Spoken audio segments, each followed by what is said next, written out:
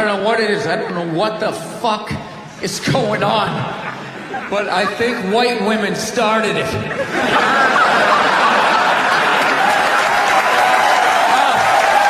the worst.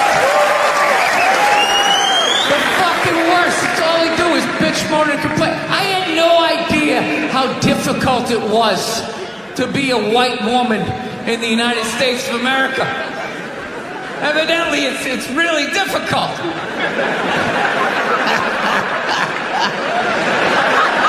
Yeah, they're always bitching. Do you have any idea what it's like to be me? Well, I imagine it would be slightly less awesome than my life.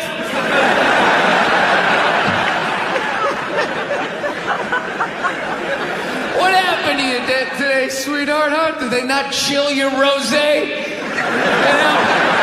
Was the trolley not running down at the mall? What happened? No, it's unreal. I'm really fucking annoyed how white women have the fucking balls to throw my white privilege in my face. You know? Sort of separate themselves from these white males with their white male privilege. It's like, bitch, you're sitting in the jacuzzi with me. The fuck are you talking about? You're fucking whining. You know what? You're full of shit. You are.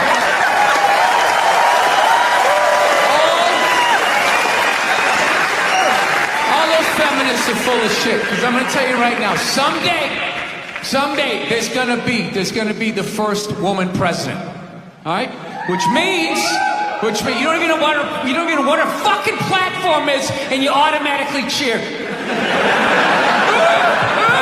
got the same genitalia.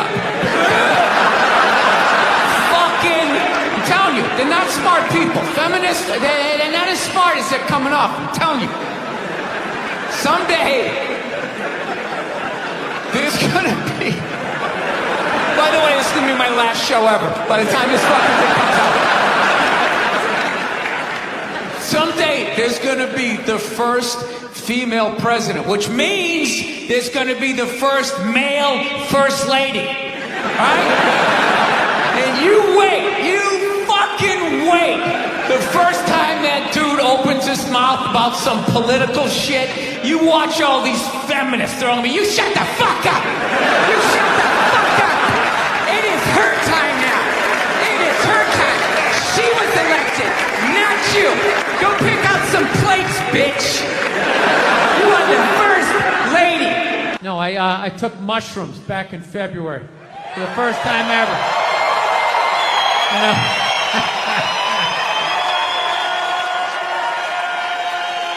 This is the perfect state to tell this story. You guys should literally have mushrooms on your fucking license plate. Alright, so here's the deal.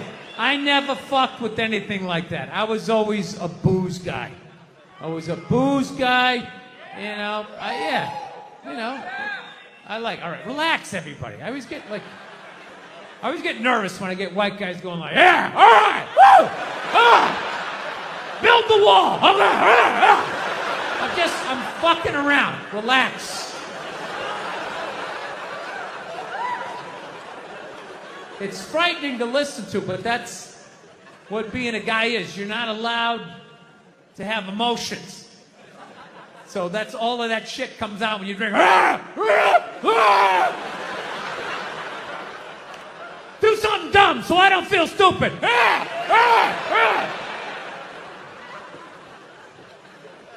So, yeah, I was always like a booze guy, so like I never fucked with like psychedelics or whatever. So I figured, it was just one of those deals. I was out in the desert, man, and I was like, all right, I got somebody watching my kids. Everything's fine. I'm in my 50s. If I got to do it now, or I'm never gonna do it, right? So this person, who may or may not have been my opening act tonight, goes, all right, man.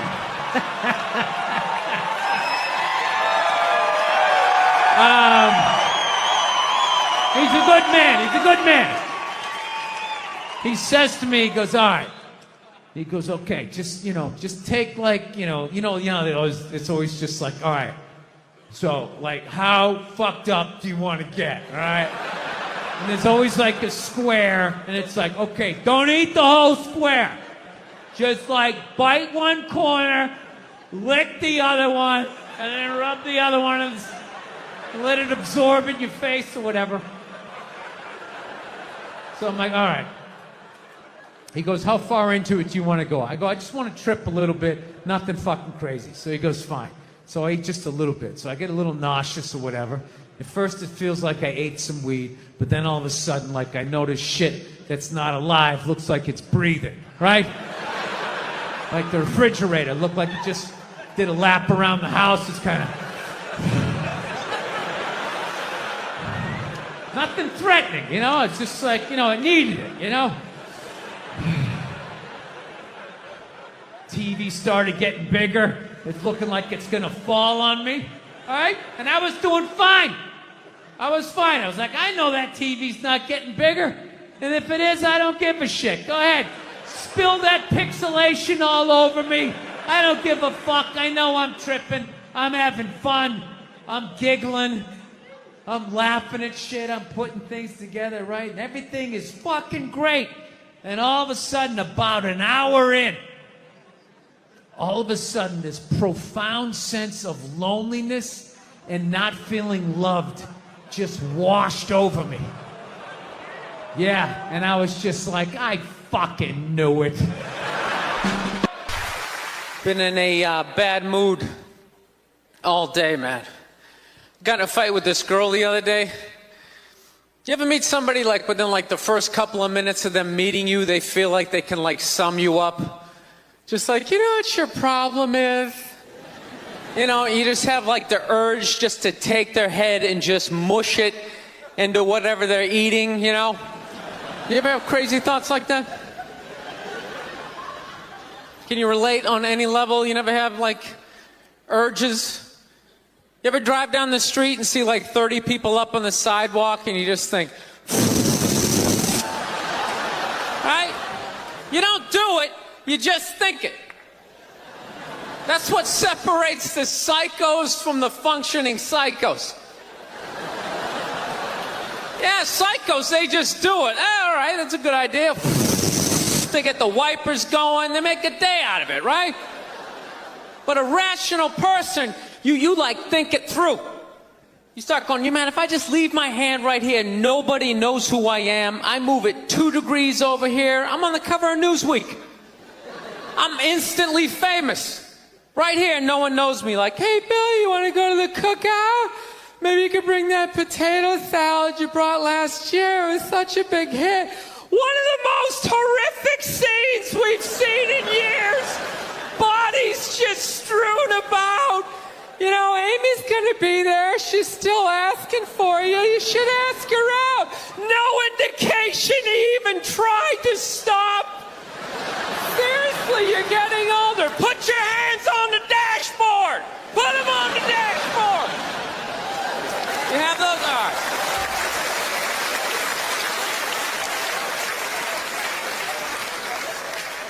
No, I have that stuff all the time. I do. My girl took me to a street fair recently, right? You guys have street fairs out here? They close off the block. There's like shawarma. There's like stuff made out of buttons, right? People with no teeth are making keychains, right? It's a typical girlfriend idea. It sucks, and it's gonna take all Saturday, right? She's all excited. She's like swinging my arm. Oh my God, this is gonna be great. I'm like praying for lightning. Maybe some like scaffolding to fall down on me, No, we show up, right? The first thing she sees is this big table and nothing but homemade jewelry, right? Homemade jewelry. It's got twigs, macaroni in it. It's a table of crap. It's crap. The whole thing is crap. But she loves it. She's like, oh my God, look at these earrings. Do you like these? Do you think these are nice? I just want to be like, no. If they were nice, they'd be in a store. All right? There'd be a roof, some sort of structure would be built around this. This is crap. This is just a table of crap. The guy isn't even wearing shoes. That's a good indication that this is crap. But I didn't want to ruin a day, so I'm like, yeah, go ahead, check it out. I'm going to go get some air. Even though we're outside, I think there's more air to be had, right? So I walk like 3-4 tables away, and I come up to this lady. She got this big table of nothing but muffins. Muffins, right? It's like 85 degrees out. She's selling muffins, and she's got this big, stupid, look at the muffins I made, look on her face. And the second I saw that part of my brain was just like, dude, what would happen if you just walked up and just said, hey, lady, these your muffins? Oh, yeah? And I just started going, blam, blam, blam, blam, blam, blam, blam. Like, how many of these muffins could I mush before anybody did anything? I mean, realistically, I think I could have got the whole table. Because even if you saw me doing that, it would take at least 5 to 6 seconds to process. Like, did they say he could do that? Is it like a game? Do you eat the muffin off your fist? That just seems like a waste of pastry. You know, there's no security at a street fair. There's no bouncer staying there. He's mushing the muffins. Okay, I'm on it. Sir, we're going to have to ask you to leave. And they just choked me out. So I just started thinking of the horrified look on this lady's face as I started slamming these muffins. And out of nowhere, I just started laughing like a maniac. Oh yeah, I'm like slumped over this fried dough cart. I'm dying. My girl looks at me. She's like, what the hell are you laughing at? And like an idiot, I actually tried to explain this screwed up thought to her. I swear to God, I'm just sitting there like, I was just thinking, what if I started punching the muffins? You know what I mean? I just started punching them. She's just looking at me like, why do I go out with you? Dude, but I swear to God, if I never broke eye contact the second I started hitting those muffins, that lady, she wouldn't even been able to call for help. I would have been in her head. She'd be like, did I go to high school with this guy? Why would you do that? Muffins are a happy food. I don't understand this. No, I gotta learn to let stuff go. I do, I got issues. I do. My neighbor got her dog fixed. Got this dog neutered, brand new dog, puppy. Got the thing neutered, and I'm like, what the hell did you do that for? She's like, well, you know, if I didn't do that, he was gonna hook up with another dog, then they're gonna make more dogs, and what are we gonna do with all these dogs? It's like, why don't you just let them go? They're animals, they'll be fine. I think that's what every city needs, just a nice pack of wild dogs just running down the street. It'd help with the obesity problem. Just chase people to the cars after they eat some big meal, you know? Just a nice pack of Rottweiler just running down the street. Listen, I'm out of time. You guys were awesome. Thank you so much. Have a good night. Thank you so much. Thank you. I am so excited to be here. I've been doing stand-up forever, and this has always been a lifelong dream of mine to come here and host Saturday Night Live. So thank you so much for coming out.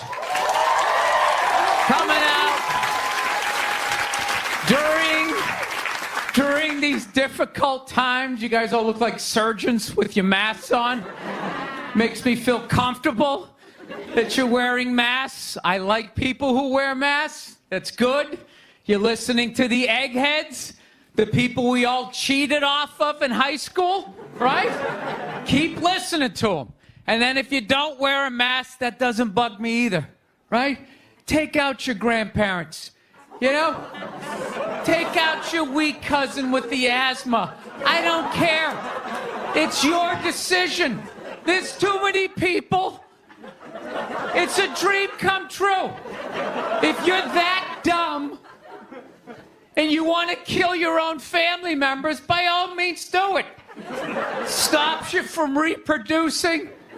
It's literally a dream come true. And speaking of dreams come true, did you see Rick Moranis got sucker punched on the Upper West Side? New York is back, baby! New York is back! Yes! We lost our edge there for a minute. City started looking like a giant Bed Bath & Beyond, and then BAM! Oh, Ricky took one in the chops. It had to happen. That's what happens when you stick an M&M store in Times Square. All right? The universe has to balance itself. Get the peep shows back in Times Square. Old people can walk safely 40 blocks away. I don't know. I'll probably get canceled for doing that joke, you know? How stupid is that cancel thing? They're literally running out of people to cancel. They're going after dead people now. They're trying to cancel John Wayne. It's like, yeah, dude, God did that 40 years ago. They're all up in arms. They're like, did you hear what he said in that interview in Playboy in 1970? Can you believe that? It's like, yeah. He was born in 1907. That's what these people sounded like. You never talked to your grandparents and brought up the wrong subject? And all of a sudden it went off the rails. Like, oh, grandma. Just keep making the cookies. Yeah, you don't bring up race or religion with your grandparents. You keep it simple. Anyway, I don't know. I guess my grandparents are older. I don't know. Plowing ahead. Plowing ahead. Let's talk white women here, shall we? Let's talk white women. White women, you're amazing. Amazing your accomplishments over the last few years. I got to tell you, the way white women somehow hijack the woke movement, generals around the world should be analyzing this.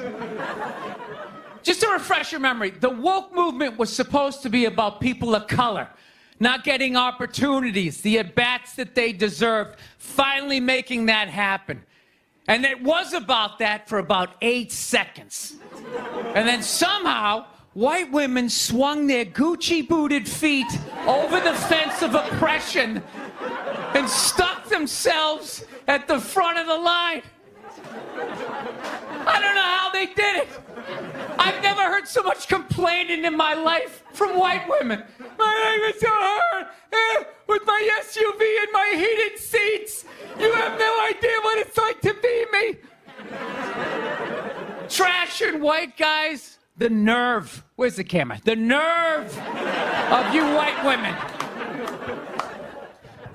Listen, I don't want to speak ill of my bitches here, okay? I know, but let's go back in history here, okay? You guys stood by us toxic white males through centuries of our crimes against humanity. You rolled around in the blood money, and occasionally when you wanted to sneak off and hook up with the black dude, if you got caught, you said it wasn't consensual. Yeah, that's what you did. That's what you did. So why don't you shut up, sit down next to me, and take your talking to?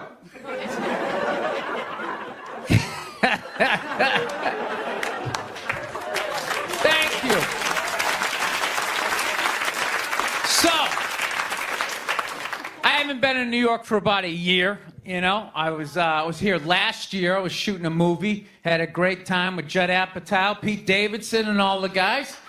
Yeah, had a great time. And I hadn't been here in like 13 years, and I immediately noticed how extra crowded the city was. And I was getting all claustrophobic. I'm like, what's going on? How much are people not using safe sex and making all these babies, you know? So I finally walked up to this old New York door guy, and I was just like, dude, what's going on? What's with all these people here? And he was just like, oh, no, don't worry. He goes, it's June. He goes, it's Pride Month. And I'm like, what's that? You know, I'm 52. I never heard of it, right? They didn't have that when I was a kid. He goes, oh, it's Gay Pride Month. And I was just like, oh. Dude, you know when you're just like stuck in the Matrix and you just can't, everything's just pressed up, you can't see anything? And then somebody gives you that little nugget of information that just pulls it back. It's like, why is it so crowded? It's Gay Pride Month. Ah, tank tops. 0% body fat. 2 guys kissing.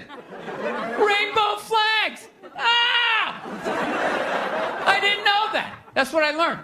The month of June is Gay Pride Month. That's a little long, don't you think? For a group of people that were never enslaved.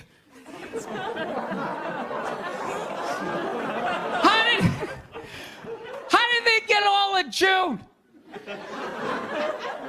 Dude, black people were actually enslaved. They get February. They get 28 days of overcast weather. Sun goes down at 4 in the afternoon. Everybody's shivering. Nobody wants to go on the parade. Look, yeah. How about you hook them up with July? These are equator people. Give them the sun for 31 days. There's gay black people, they could celebrate from June 1st, June 31st, 61 days of celebrating. All right, that's all my time. We got a great show for you guys, everybody. Jack White is here. It's gonna be amazing. Please stick around. We'll be right back. People in the stands. I mean, that's just like what's entertainment for me now, you know? I like that Jimmy the Greek moment that happens in sports, you know? Like once every 4 or 5 years, you know that? Like some 50, 55-year-old white dude tries to explain why black people are kicking the shit out of white people in practically every major sport, you know? And it always goes down the same way, right? There's always like 3 white dudes, and the one white dude in the middle, he's always like the guy with like the theory. You know, he's always, you know, it seems these African-American athletes, they seem to have this quick twitch muscle fiber. You know, there's a slow twitch, and there's this quick twitch. And the second the dude says that, like the other 2 white dudes start like sliding out of frame, like, okay, this guy's getting fired, and I'm not going to be part of this highlight. Nice knowing you, Ned. Keep that seat warm, right? And the dude in the middle, he's just like hell-bent on getting fired. You know, he starts like bringing up slavery. And evidently they were breeding the strongest man with the strongest woman and that quick twitch. And literally 20 minutes later, that dude's on TV. He's like fired, right? He's crying. His family's standing there. He's got like a box of shit from his desk with like an Emmy sticking out. He's like, I don't know what I said. I was just talking about the quick twitch and the slow twitch. And I wasn't just trying to make a point. No, I love that. I love seeing people mess up their careers like that. It's just funny to me. Plus, I gotta admit, as a white dude, on some level, I have to believe in that theory, because it's like, are white dudes that bad at basketball? I can't even watch the NBA anymore, man. It's like every highlight, the white dude's like that, the black dude has like his nuts in his face. Fucking ah! I'm just sitting at home like, for the love of God, tackle the guy. Jesus Christ, get out of the way. Do you ever get tired of those 2 nuts flying over your head? You know you're going to be on SportsCenter. Just get out of the way. Dude, I'm telling you, there's got to be something to that theory. I saw this show one time on runaway slaves. It was one of the most amazing programs I've ever seen in my life. Dude, when you ran away as a slave, you just didn't run to the end of the driveway and be like, fuck that job. Just start walking down the street. Dude, you had to like run through whole states. There's dogs chasing you, you're hurdling shit, you're swimming. Those were the first fucking triathletes. And there was nobody helping them out. There was no dude on the side of the road like, come on, man, 2 more states, you're in Ohio. Suck it up, you're looking good, looking good. Yeah, dude, you were on your own. Is it any wonder? 250, 300 years of that shit, and then I'm gonna D you up in gym class? It ain't happening. I come from hundreds of years of alcoholics. I got like half a liver, you know what I mean? It's just...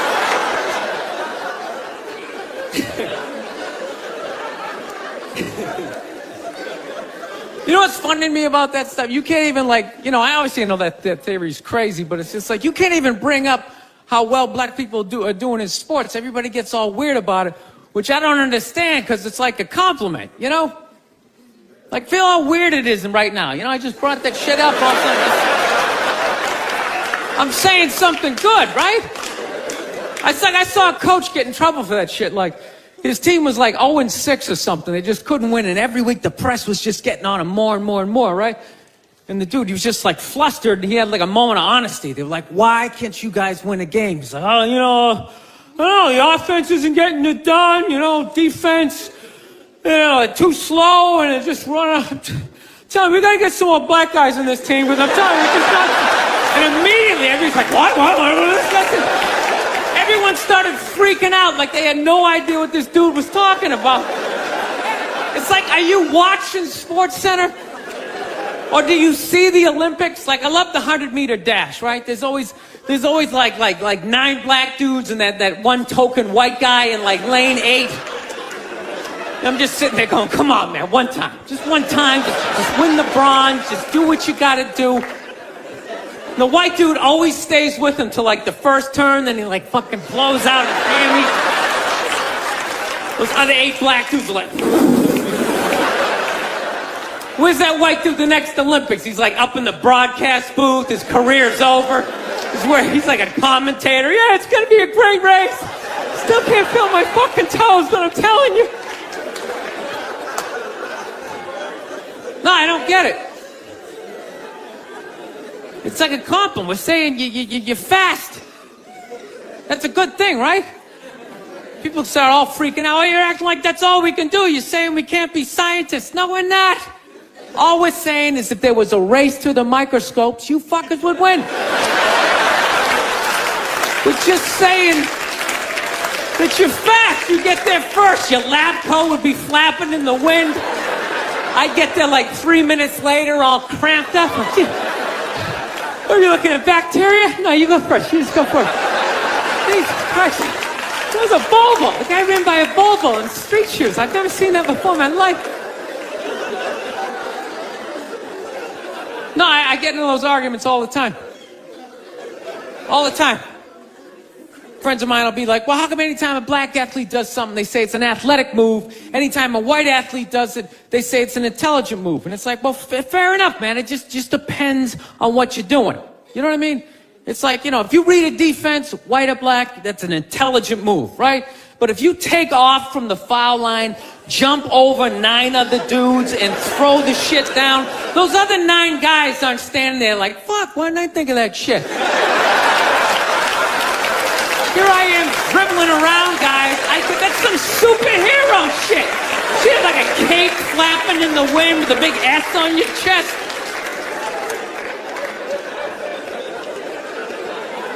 I'm telling you, man, that's the funny thing about Hitler. Just let me finish. Let me work my way through this idea. No, that's my favorite sports clip is that Jesse Owens shit.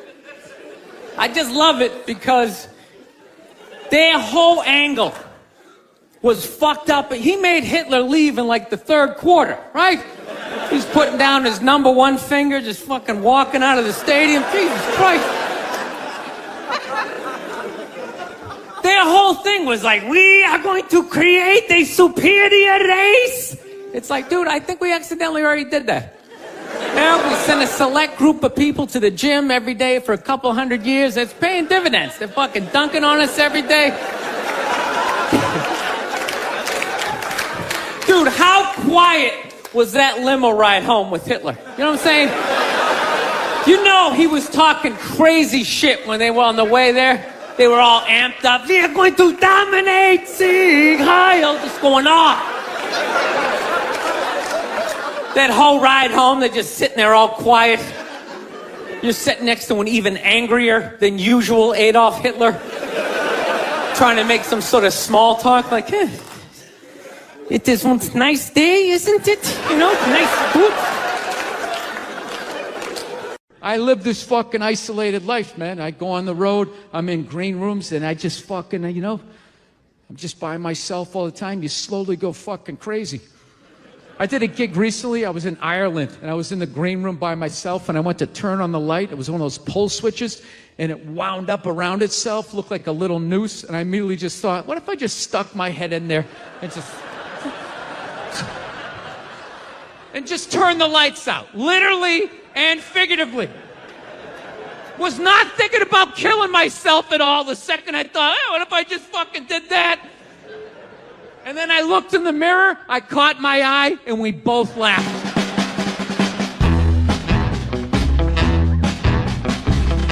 But you know one of the big things that really made me feel old was when McDonald's started making salads. That literally ripped my heart out. I'm like, they're doing what? What? Now they have wraps, and they're doing all of this shit. You know what it was? Was out of shape people complained to them. That you're like, oh, you don't have any healthy options. It's like, dude, this is McDonald's. This shit is poison. Who the fuck comes here to get in shape? Whenever I get McDonald's, I have a whole plan. At my age, I'm 48 years old. I know what I'm going to order.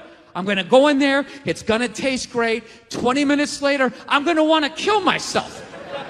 And then I'm going to go, I'm going to the gym tomorrow. I'm going to the gym tomorrow. And no matter how much I say that, I woke up the demon in me.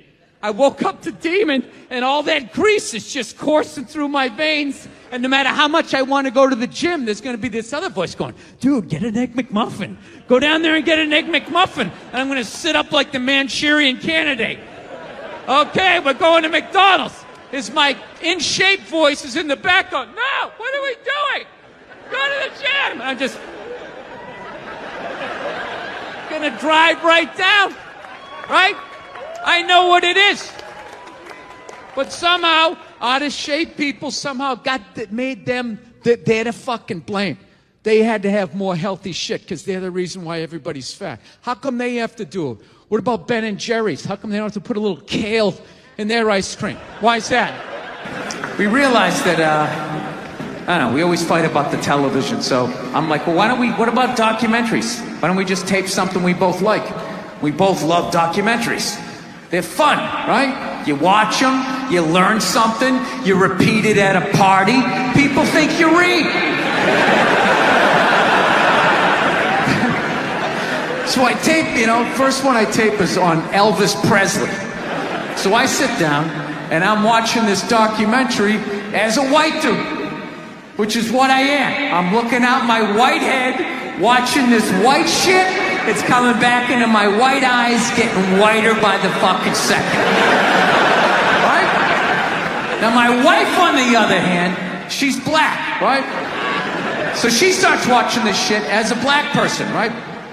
And she's seeing all the racism, obviously, that I'm seeing, but she was catching all this subtle shit that I was too white to see, but I knew I was missing it, because I just kept hearing her huffing and puffing, just sitting next to me being like, and I'm just sitting there like, okay, somebody did something. I don't know what just happened, but I don't think that was good.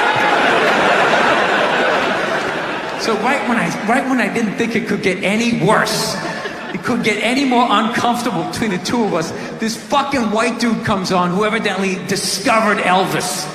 And he's like 190 years old, and he comes out, starts talking. He's just like, well, basically, I was looking for a white boy that could take the down and dirty, nasty blues and combine it with the pristine, angelic sounds of bluegrass. Yeah, that's what he was doing. He was subtly putting black shit down here while he was propping up the white shit. You know, the down and dirty, daddy not sticking around, drug-infested neighborhood blues with the Jesus as white as me, hair the color of the sun, angelic bluegrass playing music, right? So at this point, my wife has like fucking steam coming out of her ears. So I make a judgment call. I just fucking shut it off, right? And she looks at me, she's like, why did you shut that off? why did you shut it off? I was like, because you're about 3 minutes away from yelling at me like I produced this music. I want to get a gun. I do. I really do. I never had that feeling before till I moved out to Los Angeles. This city just messes with your mind, you know? It's overpopulated, technically doesn't have a water supply, right? The dollar's crashing. Shit keeps you up at night. You're just thinking, what am I gonna do when the zombies come? Right? Start reading up on shit. Get some powdered food. Plant some zucchini. Get a windmill. Right? And that's all well and good, but if you don't know how to fight, all you're doing is gathering supplies for the toughest guy in the block. Right? Just thinking about that. What am I gonna do? Some dude turns me upside down, starts shaking the gold coins out of my pockets. I gotta get a gun. So I'm on the road, right? I'm in Reno. Great gun town. So I go down to their little gun store, right? Come walking in, there's some redneck there. I'm like, hey man, I want to get a gun. He's like, I hear you. What you looking for? What you want? Mossberg, over under, 357 Magnum, right? Starts rattling off all this gibberish, right? I don't know shit. I'm trying to play it off. I feel like a bitch because I don't know anything about guns. So I was like, what do I do here? Hell, I'm going to go with honesty. I go, look, dude, I don't know anything about guns. They terrify me, but I'm worried about the zombies. All right? Dude's just like, you need a shotgun. You need a shotgun, man. It's got a good spread. It's easy to load, doesn't have a lot of working parts, got a good spread. He kept saying that. It's got a good spread. I'm like, what does that mean? He goes, well, it means you ain't got to be that accurate. It's got a good spread. Further away you are, the more shit you hit. Got a good spread. In fact, you got a problem over here, you ain't even got to look. You just turn, wow, that's it. You ain't got a problem over here anymore. Anything that was even remotely a problem ain't there anymore. Trust me. And then these people here, they saw what you just did here. You ain't got a problem here either. Feel me? 90 degrees taken care of right there. One shot. These people get smart, flip it over. Wow! That's it. It's got a good spread. So I'm like laughing my ass off. I'm like, dude, look, I just want to shoot the guy. I don't have to do a bunch of drywall work, you know? Reframe my diploma, get my parakeet another friend, you know? I just want to shoot the guy. So I'm like, you know, how about one of these pistols? So he does like that classic, like that redneck trailing off thing, like, you want a pistol? Go ahead, get a pistol. What do I know? I've just been here 20 years. Get a shiny one, right? So I was like, dude, what's wrong with getting a pistol? He goes, I'll tell you what, buddy. Because life ain't a movie. You feel me? I'm like, no. Can you please stop speaking in these backwoods riddles? Can you just say what you're saying? I told you I don't know shit about guns. Come on, do me a solid here. He goes, well, look, you ever watch a movie? Guy go blah, blah, blah. He kills 3 people. Real life, man, you miss all the fucking time. You miss enough times, man, you're empty. You might as well just be standing there with a big stapler in your hand. Then what you gonna do? I was like, well, fuck it, let's get the shotgun. So he's all ready to box the thing up, and then I'm like, wait a minute. I live with my girl, I can't just show up with a shotgun. Right? That's not some shit you can just come home with. If I found this stool on the side of the road, I can come home with this. Look at it. We can refinish it. We can carve our initials in it. We can have a good time, right? You just show up with a shotgun. Hey, I got it for us, right? One barrel for you, one for me? No.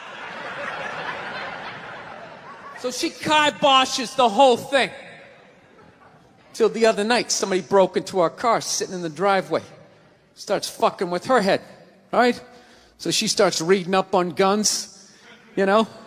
She's reading too much, because now she wants to get one, but she's just like, well, I heard you got to keep the bullets in the safe, keep the stock in the garage. And then what? Then what? I run around the house and assemble it. There's some dudes chasing me with an axe. You know, are you even thinking this thing through, sweetheart? Just running around. Where's the scope? It's in the living room. He's in the living room. No, we're getting this thing. I want that fucking thing loaded right on the bedroom wall. Right there. I'll put that thing on my jam sleeves. Just like that. There's no other point. That's funny, though, when you talk about getting a gun, you know? People, like, they either totally for it or completely against it. You know, they either go nuts and start screaming, right? Or they start throwing out those stats. Yeah, actually, you increase your chances of getting shot by 80% the second you get a gun in the house. Really? What, because I'm going to load it and shower with it? Like,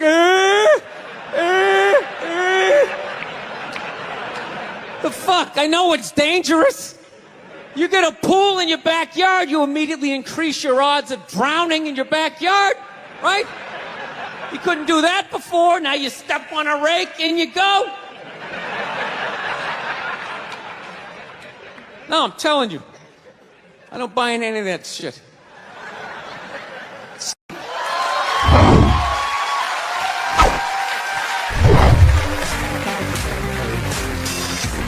All right, thank you. Thank you very much.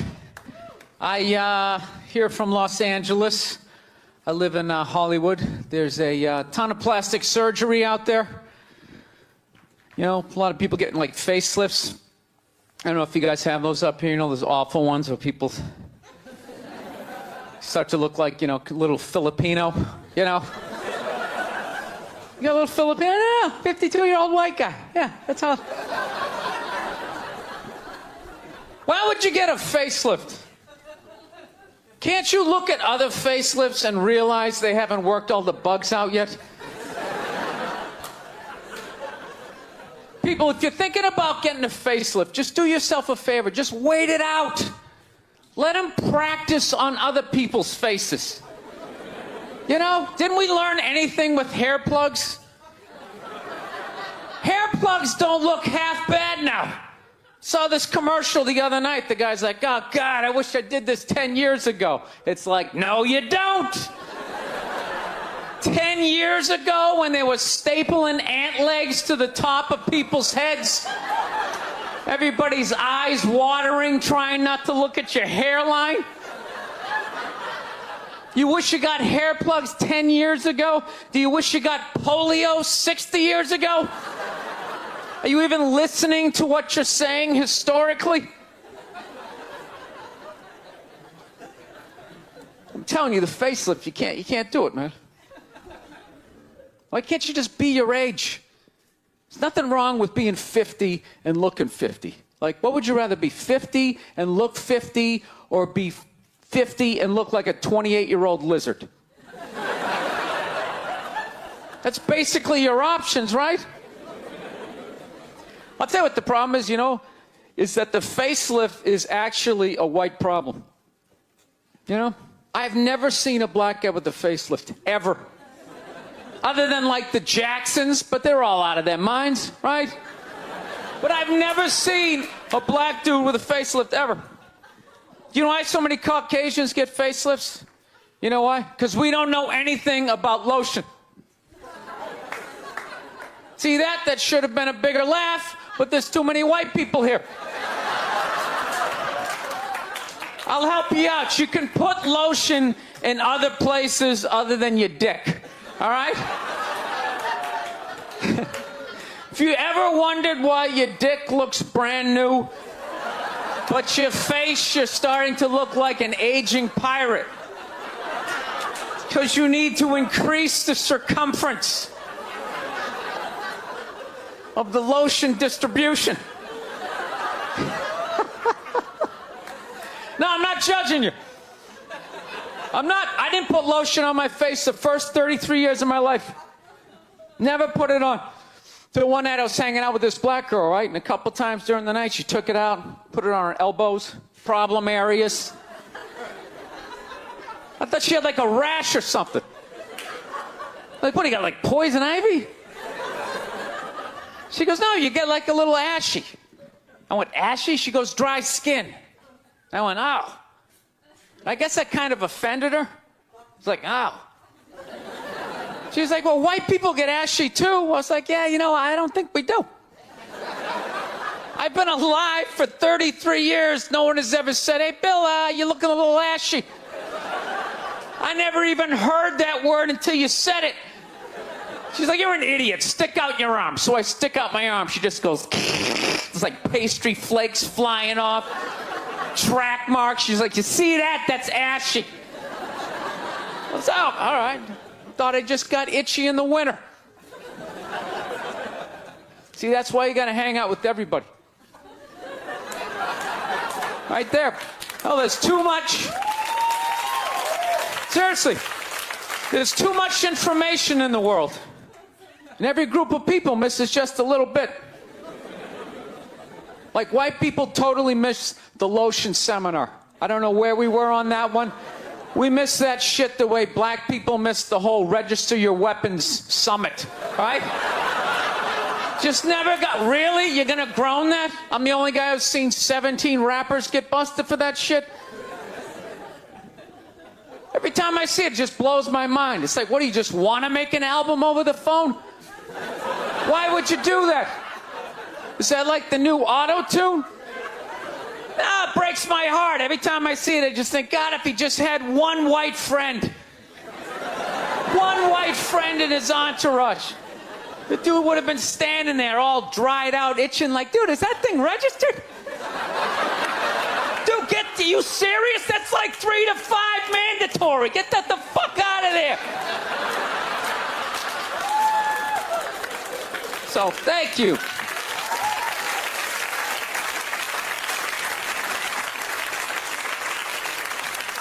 So, Schwarzenegger just got busted down on the States, yeah? That poor bastard, huh? Jesus Christ, another great man. Another great man brought down by another gold-digging whore. No? You don't think so? You don't think that was a great man? Really? 3 decades of awesome movies? Bangs one made and now you don't like him? Tell you something, that's a great man. He is. First of all, I get why he did it. Why wouldn't he think he could get away with it? Look at his life. Look how he talks. That guy should be unloading trucks in Transylvania. That should have been the height of his success. But because he's a great man, he had the balls to move to America. And became famous for lifting weights. I lift weights, no one gives a shit. He stands there, people can't get enough of it. That should have been the height of his success. He says, fuck that, I'm gonna be an actor, despite the fact no one can understand me. Becomes one of the biggest actors of all time. That should have been his height. He says, fuck that, I'm marrying a Kennedy. Bam! He does it. Cherry on top, he becomes governor of a state he can't even pronounce. Why wouldn't this guy think he could bang his maid in his own goddamn bed and not get away with it? This guy has been in the zone for 4 decades. Give me the rock, I'm feeling it. I had a hit movie with a midget. This is a layup. I don't even need a condom. You guys are great. Thank you very much. Thank you. Oh. So I'm on the road, right? I'm in Reno. Great gun town. So I go down to their little gun store, right?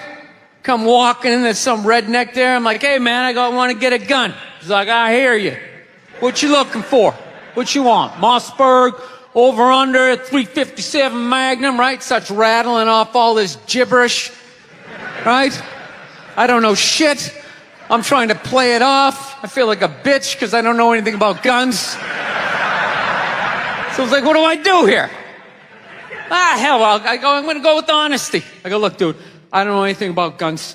They terrify me, but I'm worried about the zombies. All right? Dude's just like, you need a shotgun.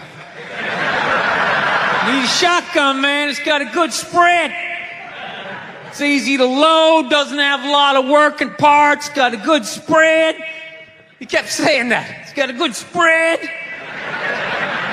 I'm like, what does that mean? He goes, well, it means you ain't got to be that accurate. It's got a good spread. Further away you are, the more shit you hit. Got a good spread. In fact, you got a problem over here, you ain't even got to look. You just turn, wow, that's it. You ain't got a problem over here anymore. Anything that was even remotely a problem ain't there anymore. Trust me. And then these people here, they saw what you just did here. You ain't got a problem here either. Feel me? 90 degrees taken care of right there. One shot. These people get smart, flip it over. Wow, that's it. It's got a good spread. Think about the kinds of people that take a cruise. These aren't forward thinkers. These aren't seekers. They're not pivotal to our survival. You ever hear somebody coming back from a cruise? It's one of the worst stories you're ever going to hear. Because they don't do shit. They don't want to travel to another country, interact with the new culture, try to figure out the train system or the money. All they want to do is just sit on a fucking boat.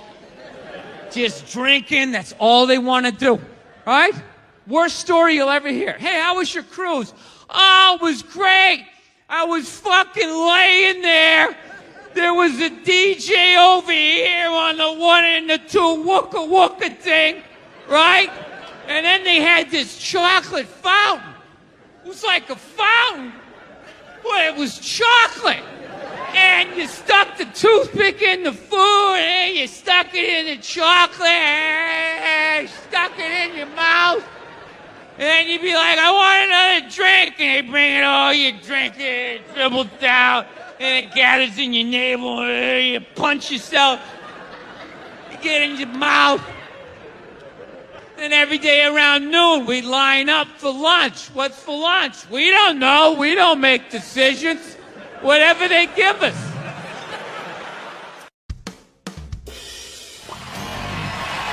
All right, thank you. Thank you very much. How are you? Please be seated. Good evening. Thank you. Welcome. Welcome to this lovely theater here in downtown Montreal. It's unbelievable. Can't understand you. Female voice does not travel well. I don't know what it is. Up close or in a whisper can make your dick hard, but beyond 10 feet, it just sounds like a couple of birds fighting over a French fry or something, you know?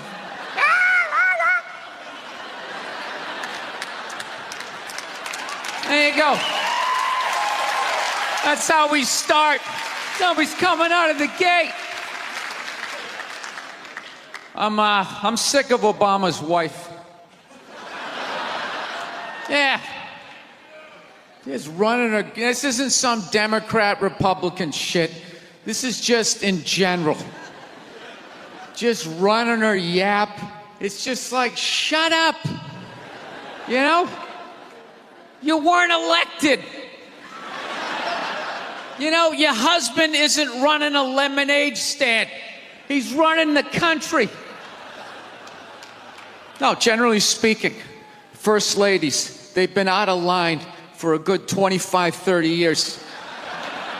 They think for some reason that their husband has the job, that now they should be chiming in like they know some shit. You know? Dude, if you had a leak at your house and you called the plumber, and the plumber comes in and he starts fixing it, what would you do if 5 seconds later his wife, who isn't a plumber, comes walking in? Well, I think we should run it over here. It's like, shut up. Just because you're fucking the plumber doesn't mean you understand plumbing. Okay? Now, this is all like my fears because they're trying to tell us down south there that like they're starting to like gear up for Hillary Clinton to be running for president, saying like, I think that would be a good thing. Yeah, people clapping. What is that based on?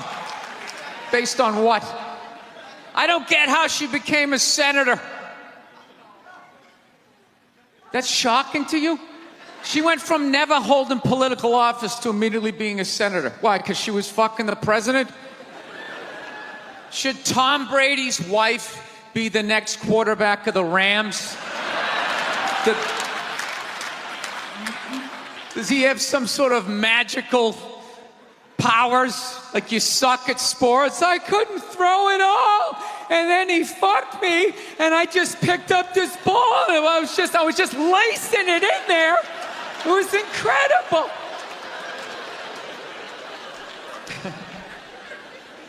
Dude, it all started with Nancy Reagan. That's where it first went off the rails, you know? She came out with her little bird body, you know, just their big head. Just came walking out, say no to drugs, and people off your heroin, say no to that. She just walked back. Hillary had her stupid health care plan. Obama's wife's running a yap on 60 Minutes, you know? I got to give it up to the Bushes. They had their women in line. They did. Barbara never said shit. She smiled every once in a while. She threw something in there. George W.'s wife, I don't even know her name. Stu was in office for 8 years. I don't even know her fucking name. What's it like, Beth or Paige or something like that? He had her on lockdown. Going out there tonight, I'm giving a speech. And when I say something and they laugh, you're going to nod. You're going to smile, and you're going to nod that head.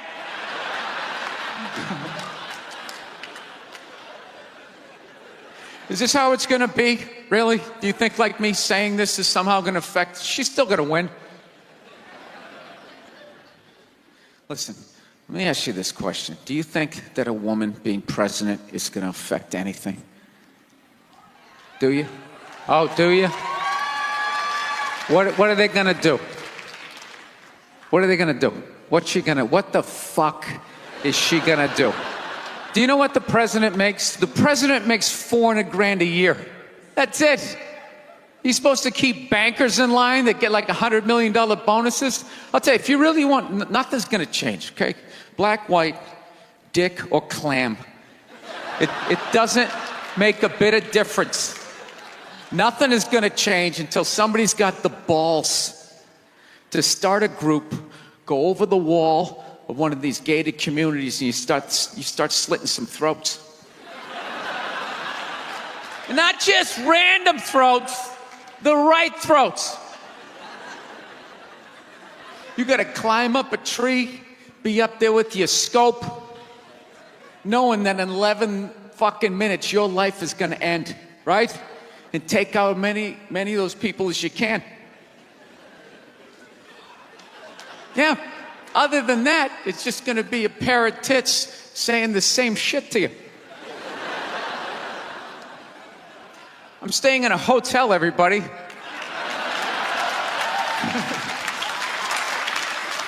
I like staying in hotels. They make me feel comfortable. I feel safe in a hotel. You know, you got the lobby. There's always somebody down there in case an axe murderer comes in. That's the first person that's going to get killed. You can hear their screaming when you're up in your room. Gives you a chance to plan. Barricade the door, you know, turn on the shower, hide in between the mattresses, right? Little misdirection. Back in the day, I used to stay in motels. I hated staying in motels. Could never feel safe. You were lying in a bed 2 feet from a door that just opened up out into a parking lot. Anybody in the world could just come walking up, kick the door open, you motherfucker, just drag you out of the bed. And you're just lying in that bed, so not ready to have a fight to the death. Sitting there half naked, like nodding off. Meanwhile, there's some guy on the other side of the door with a chainsaw, like. You're lying there like, it's kind of early to be trimming the hedges. But when that dude comes through that door, you lie to yourself as a man that if something like that happened, dude, I'd just jump up, grab a lamp, let's fucking do this. You know what the reality is? Most people, the best you could do is maybe make a weird noise. Just be like, and that would be it. That would be it. That dude just come in. The last thing you'd see is just ceiling carpet, ceiling carpet, ceiling carpet, ceiling carpet, ceiling carpet. Looking upside down back at your own body, right? I will say this. What I do enjoy about this theater is nobody has told me it's haunted. Anytime you go into a theater, they always give you the history. It was built 1948. It was a tribute to Rocket Richard. Everybody chipped in, blah, blah, blah, blah, blah, blah. And we have a ghost. His name is Michael. I immediately lose all respect for anybody over the age of 8 that still believes in ghosts. It's like, really? You still believe in specters and goblins? What is the end game of being a ghost? I don't get it. You can go anywhere you want to go in the world. You're just going to stay in a basement for the rest of your life? Just waiting for once every 6 months somebody comes down to check the boiler and you get to be like, why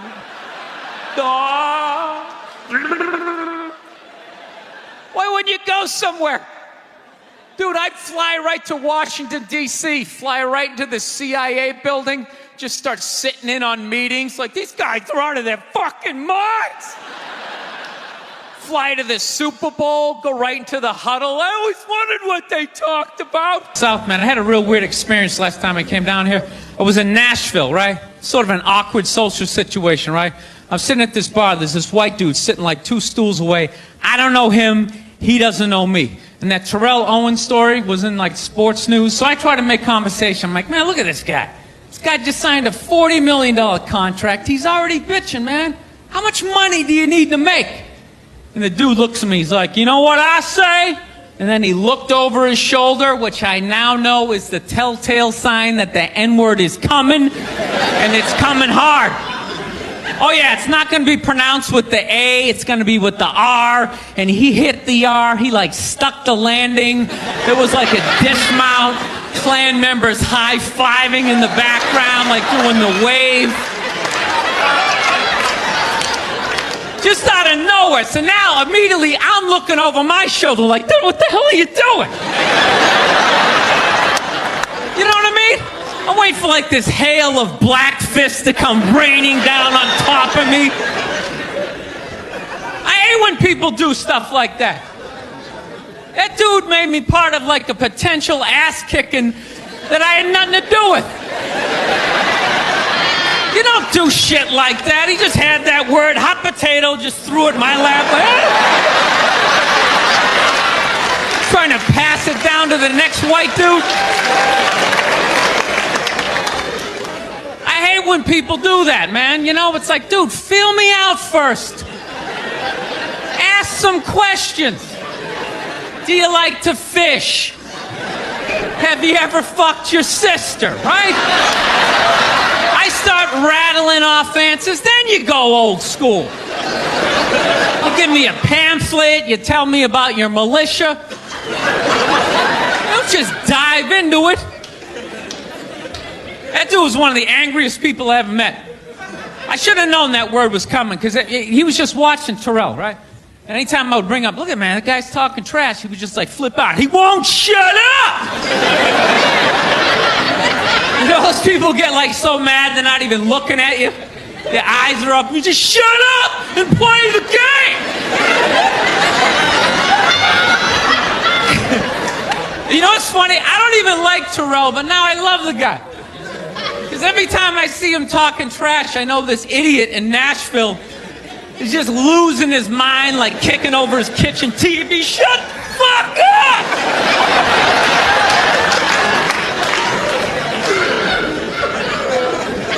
I like violence, man.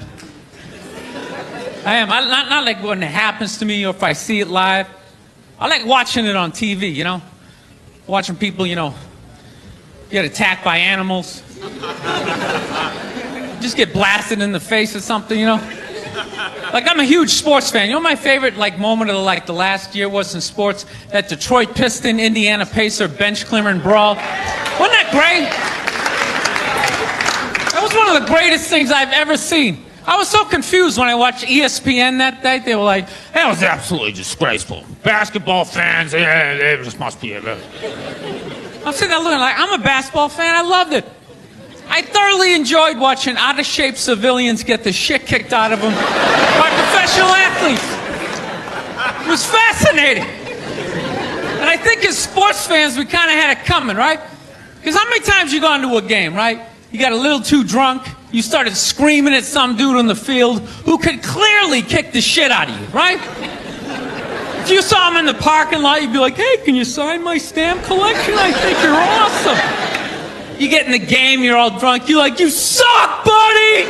You're a piece of shit! And they're always calling him up. Come on up here! No, come on up here! Well, they came up there. They did, and they kicked the shit out of everybody. It was great. It was like a cartoon. You're like beating up whole rows of people at once, like.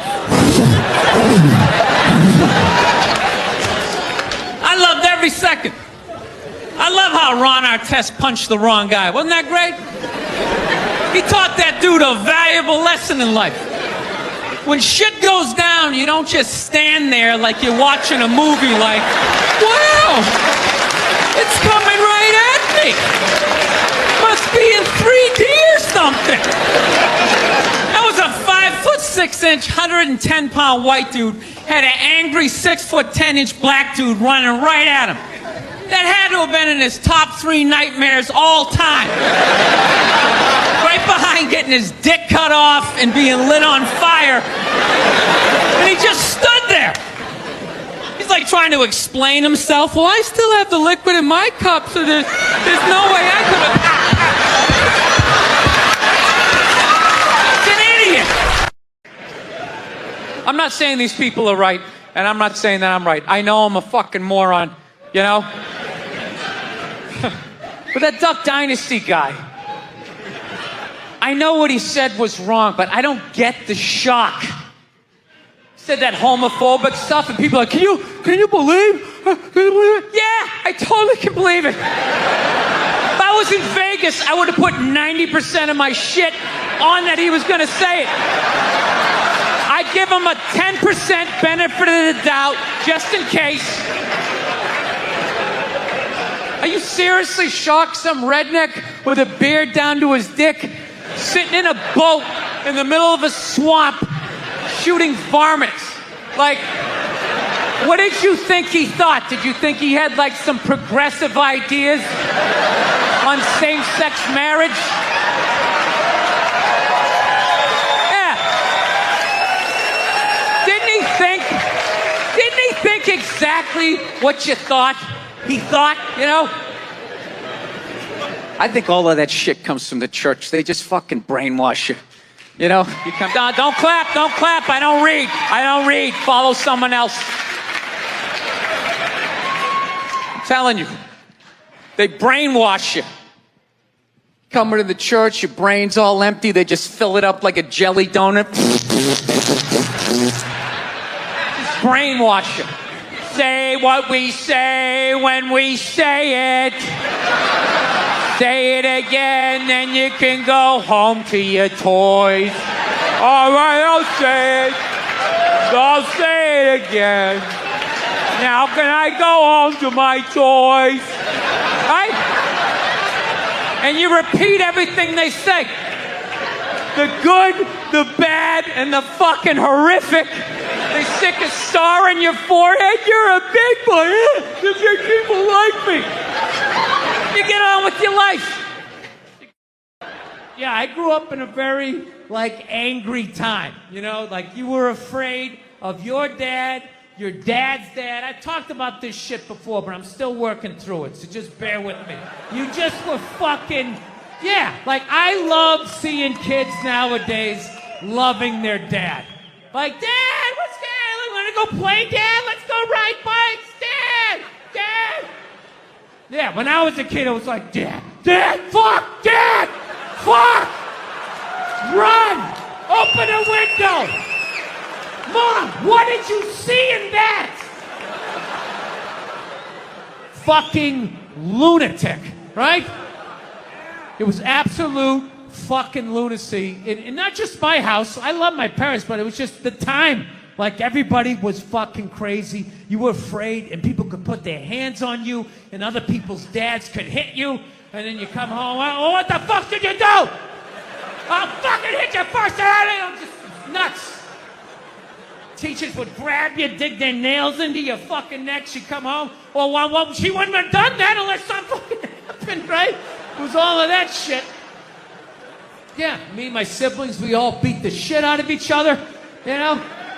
And then we all teased the dog, and the dog bit all of us, and we never got rid of the dog. One time the dog bit me in the face. I was fucking with it. It was eating it. I was like, and it just latched onto my face and was like that. My dad had to stitch me up and everything. We still didn't get rid of the dog, you know? He's a good dog. He had a moment. Jesus Christ. Well, Jesus Christ, you shouldn't have put your goddamn face down there near the fucking dog there, right? One time she was watching this show. It was like a poor excuse for The View. And they started talking about domestic violence, right? For the 9 millionth time this year, they're talking about domestic violence. Just in case, you didn't get the memo, Evidently, just some people didn't get it. It's not okay to slam your wife's head into the cupboard drawers because she didn't dry the can opener off properly, It's gonna fucking rust, right? How do you not know not to do that shit? Do they really have to keep talking about it? It's like wife beaters watching for, oh, fuck, now I get it. Ups a daisy, sweetheart. Here we go. There you go. Oh. So at the end of the hour, they come to the logical conclusion. They're like, there is no reason to hit a woman. There is no reason to hit a woman. And I was just like, really? I could give you 17 right off the top of my head. You could wake me from a drunken stupor. I could still give you 9. Dude, there's plenty of reasons to hit a woman. You just don't do it. But to sit there and suggest that there's no reason. Dude, the level of ego behind that statement. What are you, levitating above the rest of us? You're never annoying? Women, how many times have you thought about slapping your fucking guy in the head this week? There you go. Every day. You didn't do it, right? Oh, dude, it drives me nuts. There's no reason. There's no reason. Really? No reason? How about this? You marry a girl, you fall in love, you buy her a house. You go to work every day, paying off the house. You come home one day, she's banging the next door neighbor, hands you divorce papers. You got to move out, sleep on a futon, and still pay for that house that she's going to stay in. No reason. I'm not saying you should do it, but there's plenty of fucking reasons in that arc of a story. No, that's the thing. Really is. That's the thing. I hate that saying there's no reason. Obviously, I'm not saying to hit a woman, But saying there's no reason, I think that's crazy. When you say there's no reason, that kills any sort of examination as to how two people ended up at that place. If you say there's no reason, you cut out the build-up, you're just left with the act. How are you going to solve it if you don't figure it out?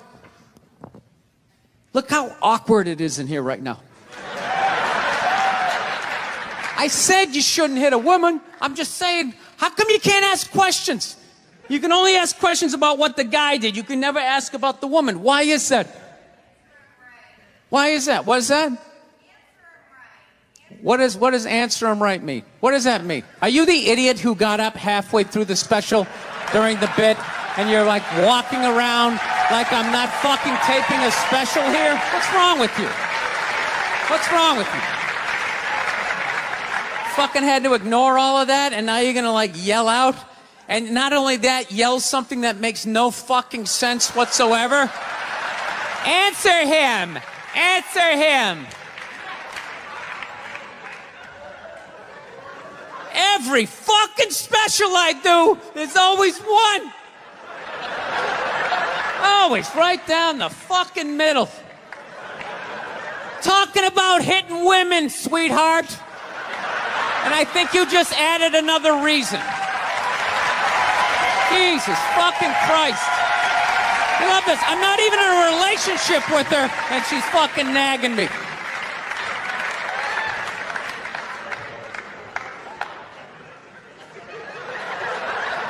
Fucking unbelievable.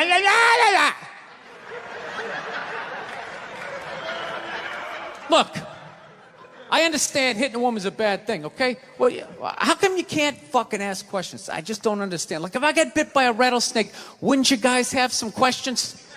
Right? How did it happen? Did you not see it? Were you fucking with it? How did this snake get so mad it almost killed you? Firemen put out a fire, they don't just drive away afterwards, they sift through the debris. How did it start? Here's an oily rag, right? Look, I realize I'm coming off pretty ignorant right about now. I realize that. Let me extend an olive branch then, okay? I realize that there's some animal guys out there, okay? Horrible guys, you know, have a rough day at the factory, come home, tuna casserole, and just start swinging. All right? I'm not trying to say that those people don't exist. I realize they exist. They should be buried underneath the prison, okay? So if I can admit that, ladies, can you at least admit that every ass kicking doesn't just fall out of the fucking sky?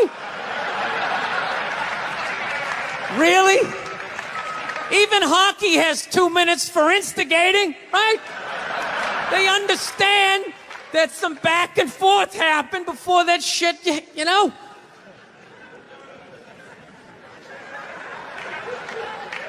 You know what it is? It's every case is handled like that Rihanna one, where they just say, the guy's a piece of shit, fuck this guy, blah, blah, blah, send him to jail, and then they never ask anything about that. You know, I'm not saying he should have done it, but I'm just saying.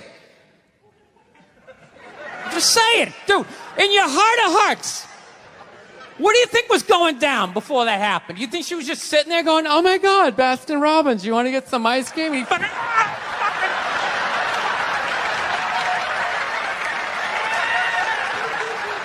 You know? Or do you think maybe they were having some epic end of the relationship fight and some crazy shit was being said? Maybe she was screaming in his ears some crazy female shit like, go fuck all your friends, I don't give a fuck. Maybe that's why I sell more albums than you, motherfucker. Right? To be fair, she could have just been sitting there going, I need a tissue. Do you keep those in the glove box? Oh my God, I'll bring my out. I'll bring my out.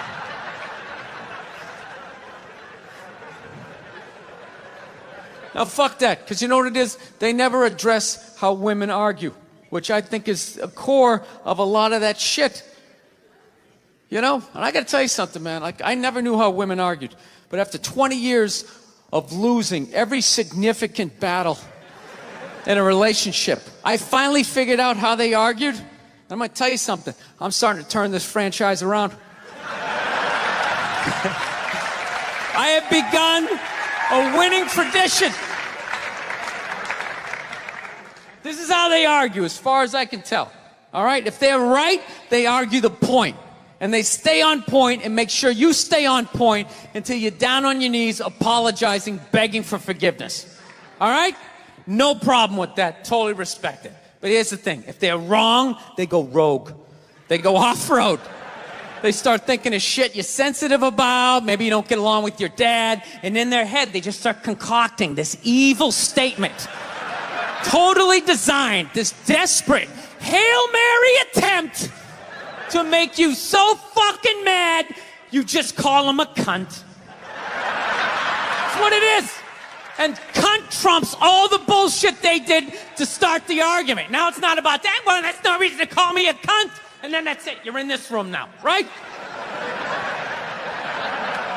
And they won't hook up with you for a couple of days. Who cares? Who cares? You rub one out. Rub one out like a man. It's the champagne of victory.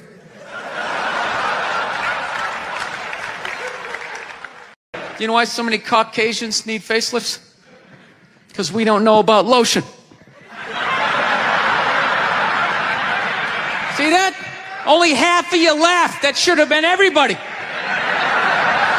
Yeah, but a lot of you were sitting there like, well, what about lotion? What is this lotion you speak of, and what is the magic therein? I'm not judging you. Not judging anybody. I didn't know anything about lotion. Never used it the first 33 years of my life. Never used it. Till one night I was going out with this black girl, right? She was getting ready and she was just putting that shit on everywhere. Just slathering it on. I thought she had like a rash or something. I'm like, what do they got, like poison ivy? What's going on with you? She goes, no, I'm just making sure I'm not ashy. I said, ashy? She goes, dry skin. I went, wow.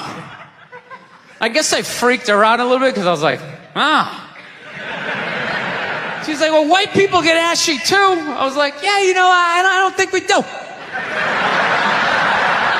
Yeah, I've been alive for 33 years. No one has ever said, hey, Bill, you're looking a little ashy. I never even heard that word until you said it.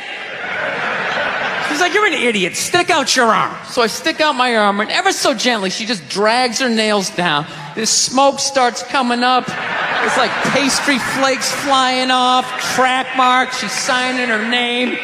She's like, you see that? She goes, that's ashy. You're ashy? Freaked me out. I'm like, holy shit, I'm ashy. I didn't know anything about it. All I knew was that I always got itchy in the winter. Couldn't figure it out. Always got itchy in the winter. What the fuck do I get itchy? I thought it meant the bath towel was dirty. That's what I thought. And I would change it out and put a fresh one. Now I'm going to be okay. Take a shower, dry off, fucking itching again. God damn it, I hate the winter. See that? That's why you got to hang out with everybody. Yeah. There's too much information in the world, and every group of people misses a little bit. White people totally missed the lotion seminar at some point in history. I don't know if it's because we can't see it. You know? Black people get ashy. It looks like they leaned up against a chalkboard or something. You know? They can see it. They miss it. Their friends help them out. Like, look at your ashy motherfucking elbow. What is wrong with you? Right? Life can pass you by. It happens. You know, you just keep living and living and living. You know what it is? I think you got like 25, 30 years to absorb as much as you can. And then that's it. That's all you know. Because right around then, you get married. And it's over. Right? You have a couple of kids. You're sucked in the bubble. You don't have time to pay attention to what's going on in the world. You're just stuck with these kids. It's shitting all over the place. Don't be a serial killer. Don't touch that. You're just stuck in that. You have 3, 4 kids. That is a 25-year sentence. Trying to get them all through college. Society just keeps fucking going. You get the last one through college. You step back out of the bubble. You don't know what happened. You're not even paying attention. You go back to your old record collection. Right?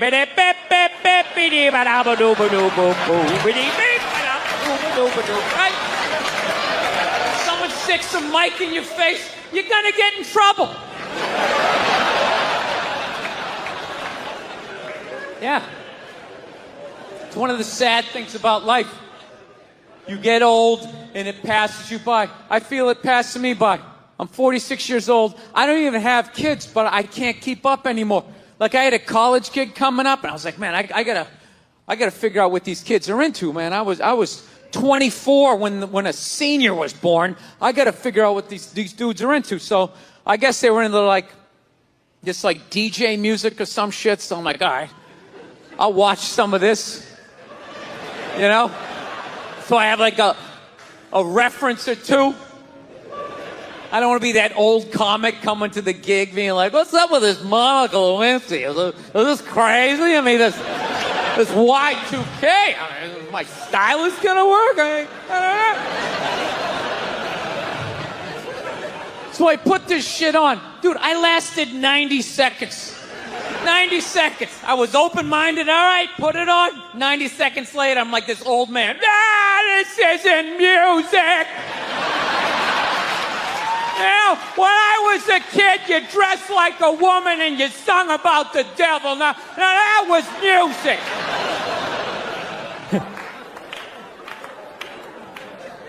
Actually, I got a couple of friends of African persuasion, and I got to get rid of them, man. I got to admit to you. I'm finding I'm spending too much money on clothes hanging out with them, because I got to like fucking try to keep up with their wardrobe. It's like every time they go out, they got all brand new shit on. All brand new shit. So when I show up with my white version of brand new, which is, I ironed the shit, right? I ironed it, right? It's new. They just start trashing me. I can't keep up with them, man. They got like fucking 58 pairs of sneakers. Ever notice that shit? Like every color fucking Timberland. And I don't give a shit what fucked up color their shirt is. They got a pair of shoes to match it and a hat. It's like a rule or something. They're the worst. Even when you wear some new shit, there's like some sort of rule that you gotta like space out the amount of time within which like that you wear it. Because God forbid you wear the same shirt within a 10-day period, one of them's gonna notice. All of a sudden just look at you funny like, this motherfucker's got the same shit he had on last Tuesday. And then the whole car's like, oh, shit! Then everybody just starts making fun of your fucking clothes. First they do the math, like, what was that, 5 days ago? 5 days? This motherfucker got 5 shirts! He got 5 shirts! They start breaking it down. Yo, his first shirt be saying Monday. Next shirt be saying Tuesday. Yo, on the weekend, he ain't be wearing no shirt.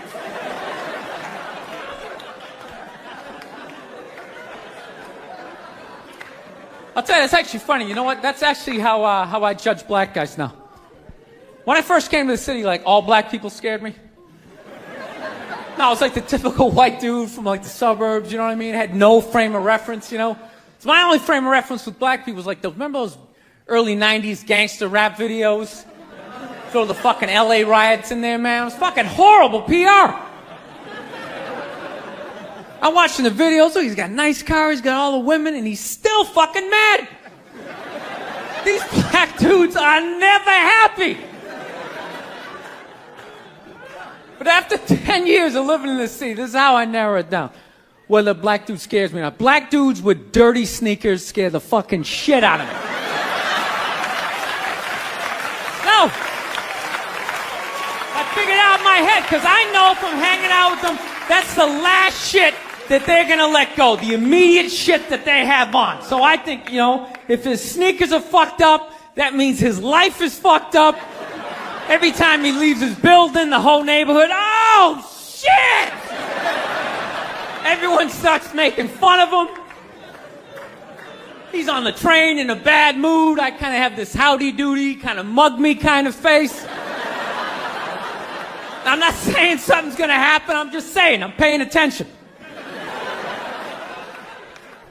So I've been seeing this girl recently, this black girl, right? She lives up in Harlem, you know. Gone out like 3-4 times, you know. First time we hung out, We hung out in like the Village area in New York, you know, which is sort of like a racially mixed area. So shit was cool, you know what I mean? Second time we hung out was more like Midtown, you know. Then the third time, she called me at like 3:30 in the morning, and she wanted me to come up to her apartment, right? So it's 3:30 in the morning, she lives in Harlem, I look how I look, so it's a fucking situation.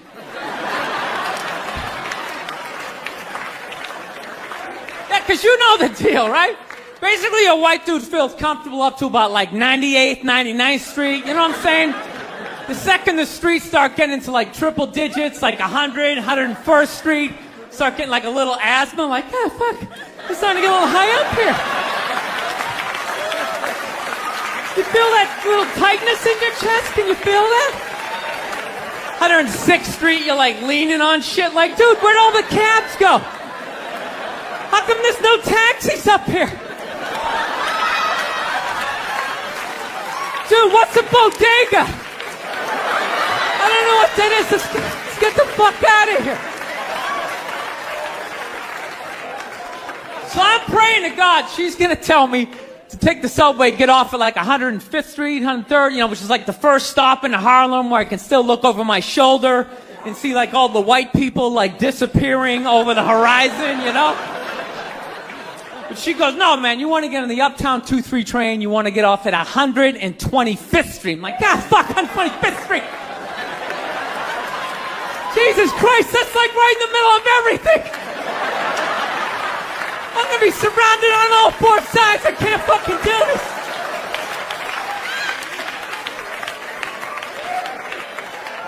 So, at this point, I'm really trying to hide like the bitchy tone that's starting to creep into my voice, you know? And I'm trying to ask for really specific directions for when I get up there, because I want to know exactly where I'm going. So she starts naming the streets I have to go down, and every other street up there is named after like a black leader, you know? She's like, make a left on Adam Clayton, take a right on Frederick Douglass. I'm like, ah, fuck, Adam Clayton. Yo, dude, go on the internet, look up Adam Clayton. Did he kill a bunch of white people during the slave revolt? Dude, I ain't going up there till I know what Adam Clayton did. Fuck this shit. So at this point, I'm really having a battle with myself. Because I'm thinking I can't do this, right? I'm like, I can't do this, but my dick's going, no, come on, man, we can do this, all right? Just relax. Pull yourself together and get on the goddamn train, right? So as always, I listen to my dick. Oh yeah, I get on the train. By the time I get up there, it's like 5 or 4 in the morning, right? I'm staying on like Malcolm X and like Danny Glover or some shit, right? I don't even know where the hell I'm at. But I see the street I want to go up. I want to go up St. Nick. I can literally see her apartment building. But there's like 5 or 6 black dudes standing right on the corner, right where I want to walk by. So I'm like, fuck! Felt like I was on like some reality show at that point, like some sort of like white guy survivor. It was ridiculous. So I'm thinking I gotta walk right by these guys, right? You know what's funny? I think that they were actually more surprised to see me than I was scared, you know? And I was really, really scared, you know, but I'm also really, really white, you know? Like shockingly Caucasian. You know what I mean? Like if you're not ready for me, I can like surprise you. No, especially if you live up there. You've probably seen a white person for hours, possibly days. So when I show up, it's almost like magical. Like a leprechaun came out of nowhere, you know? Felt like I should have like a little pot of gold, like a rainbow behind me. Top of the morning to you, latte. Kind of dance my way past them. But it's been going all right, you know? Once I get in her apartment, I'm fine, you know? I relax, sit down, you know, watch a hip-hop countdown. Pretend like I know the groups, you know what I mean? It's just getting there that's a fucking pain in the ass. But, you know, I don't get mad at it, because I figure, you know, black dudes got to go through the same shit, though, right? When you go out to the suburbs, go fuck a white girl, right? Just that same awful feeling of just leaving your people behind, you know, just less and less of you as you're fucking driving out there. Probably start off lean and you're all fucking cool. 20 minutes in, you're driving like 10 and 2, the radio's off. Like, dude, I don't like this shit. I don't like this shit at all. There's too much grass, I don't see any rims. This is fucked up. None of the windows are tinted. I can clearly see white people in every car. This is fucked up. Listen, you guys were awesome. Thank you so much for coming out. South, man, I had a real weird experience last time I came down here. I was in Nashville, right? Sort of an awkward social situation, right? I'm sitting at this bar. There's this white dude sitting like 2 stools away. I don't know him. He doesn't know me. And that's... McDonald's exists for 2 reasons, okay? It's for drunk people and it's for children, all right? That's what this thing is. You know, you're in your car, your kids won't shut the hell up, you go to the drive-thru. You go to the drive-thru, you get a couple of poison burgers, you throw it down their throats, their little systems can't handle it. They start nodding off. And you're up front, you're bigger, you can handle a bigger dose of poison, you know what I mean? Pop in your Def Leppard cassette, you have a little moment for yourself. Yeah, that's what it's for.